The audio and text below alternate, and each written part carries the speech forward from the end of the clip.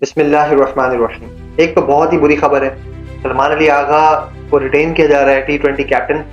South Africa के खिलाफ जो हमारी T20 सीरीज है अभी शुरू होगी और उसमें जो है सलमान अली आगा कैप्टन रहेंगे।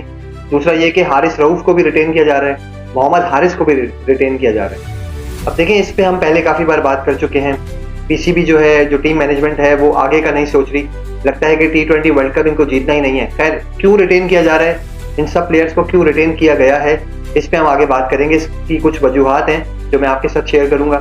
साथ ही साथ आपको ये बताऊं कि एक और अपडेट है, वो ये है कि ट्राई नेशन सीरीज जो पाकिस्तान की थी, उसमें अफगानिस्तान थी उनके साथ और श्रीलंका थी, जो कि नेक्स्ट मंथ नवंबर में होगी। उसमें जो है वो अफगानिस्तान बैक ऑफ कर गई है और उन्होंने खेलने से मना कर दिया पाकिस्तान के साथ। आपको पता है कि बॉर्डर पे कुछ टेंशन वगैरह चल रही हैं, उसके उन्होंने एक जवाब बनाया कि उनके 3 जो लोकल क्रिकेटर्स थे वो जो है एक पाकिस्तानी अटैक में उनको जो है उनका इंतकाल हो गया।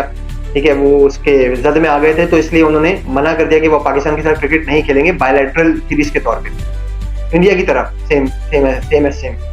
लेकिन अब अच्छी खबर ये है कि वो बैक ऑफ कर गए हैं और उसकी जगह पाकिस्तान को एक और टीम मिल गई है। और पीसीबी इसके बारे में पहले से सोच रहा था और उनको जो इश्यूज वगैरह थे, जो टेंशन वगैरह चल रही थी, उनको पहले से बखूबी इसका पता था। तो वो जिम्बाब्वे क्रिकेट बोर्ड से बात कर रहा था और उन्होंने कंफर्म कर दिया है। तो अब जो 3 टीम्स होंगी ट्राई नेशन सीरीज में, वो होगी एक पाकिस्तान, एक श्रीलंका होगी और तीसरी टीम होगी जिम्बाब्वे। तो अब इनके दरमियान ट्राई नेशन सीरीज होगी नेक्स्ट मंथ। इसके अलावा जो पहली खबर मैंने दी थी उस पर भी वापस आता हूँ। उसके बारे में भाई ये है कि सलमान अली आगा के बारे में हम बहुत बात कर चुके हैं। हम काफी बार आपको बोल चुके हैं कि भाई वो तो as a T20 batter team में डिजर्व नहीं करते, तो कैप्टन तो बहुत दूर की बात है।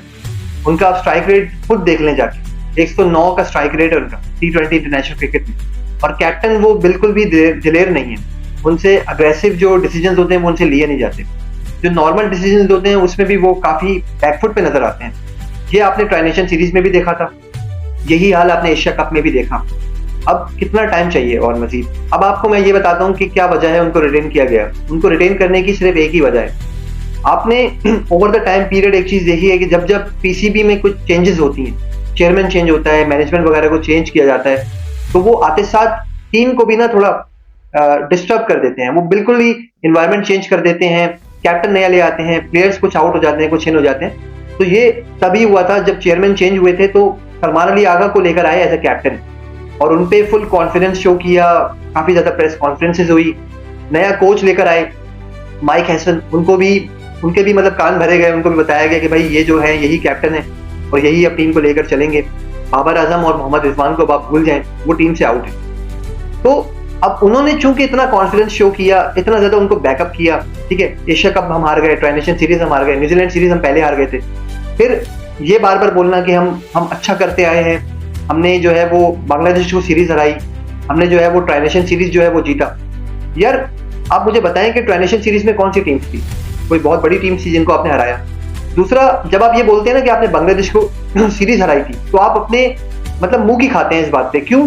क्योंकि बांग्लादेश को आपने सीरीज हराई, होम सीरीज, फिर आप बांग्लादेश गए और वहां पे आप 2-1 से सीरीज हार गए बांग्लादेश से। तो मतलब चट्टे का बट्टा हो गया, आप हिसाब किताब जो है वो आपका बराबर हो गया। तो आप कैसे कह सकते हैं कि आप अच्छा कर रहे हैं? अब ये जो बातें हैं ना, ये हम बार बार कर चुके हैं पहले, इस पे किसी ने ना नोटिस लिया ना इसके बारे में सोचा।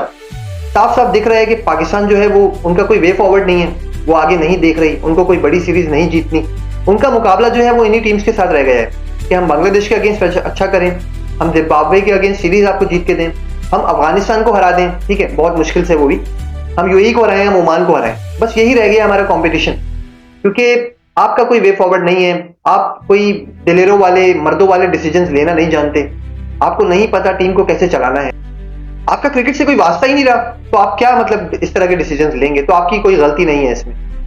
दूसरी तरफ मैं आऊं तो अफगानिस्तान का मैं आपको पहले बता चुका था। इसके अलावा बहुत ही ज्यादा एक अपसेट सिचुएशन है पाकिस्तान के लिए कि नवंबर में हमारी जो सीरीज होगी श्रीलंका के साथ, जो ट्राई नेशन है, मैंने बता दिया, जिम्बाब्वे भी होगी। उसके बाद दिसंबर और जनवरी में पाकिस्तान की कोई सीरीज नहीं है। मतलब T20 वर्ल्ड कप जो कि फेब में होगा 2026 में, उसके लिए कोई प्रिपरेशन नहीं होगी 2 महीने तक। तो पाकिस्तान कोशिश कर रहा है कि श्रीलंका के साथ एक सीरीज बनाए दोबारा से, जो कि जनवरी में एक्सपेक्टेड है, और हो सकता है पाकिस्तान श्रीलंका का दौरा करे और वहां पे जाके 3 T20 इंटरनेशनल खेले। लेकिन मुझे नहीं लगता कि ये भी कोई गुड इनफ होगा, आपको बड़ी टीम के साथ खेलना पड़ेगा। वर्ल्ड कप से पहले आपने इसकी कोई भी अभी फिलहाल अब तक तो जो मेरी नॉलेज है, जो मेरी इन्फॉर्मेशन है, उसके मुताबिक यही है कि भाई आपने अभी तक कोई इसका काम नहीं किया, कोई आपने इस पे प्रिपरेशन नहीं की हुई, किसी आप बोर्ड से बात नहीं कर रहे, तो भाई इस पे करना पड़ेगा, थोड़ा देखना पड़ेगा। आपको एक ना एक सीरीज खेलनी पड़ेगी, इंग्लैंड से खेलनी पड़ेगी या फिर ऑस्ट्रेलिया से आप खेल लें, ठीक है, या फिर आप न्यूजीलैंड से स्केड्यूल कर लें। तो ये जरूरी होगा पाकिस्तान के लिए, अगर पाकिस्तान चाहता है कि वर्ल्ड कप की अच्छे से प्रिपरेशन कर ले वर्ल्ड कप से पहले। दोस्तों उम्मीद करता हूँ वीडियो आज की अच्छी लगी होगी, आपको इन्फॉर्मेटिव लगी होगी, तो काइंडली वीडियो को लाइक कीजिएगा, हमारे चैनल को प्लीज सब्सक्राइब कर लें। इस तरह की इंटरेस्टिंग और इन्फॉर्मेटिव वीडियो के साथ हम दोबारा से आपसे मिलेंगे। अपना बहुत ख्याल रखिएगा। अल्लाह हाफिज।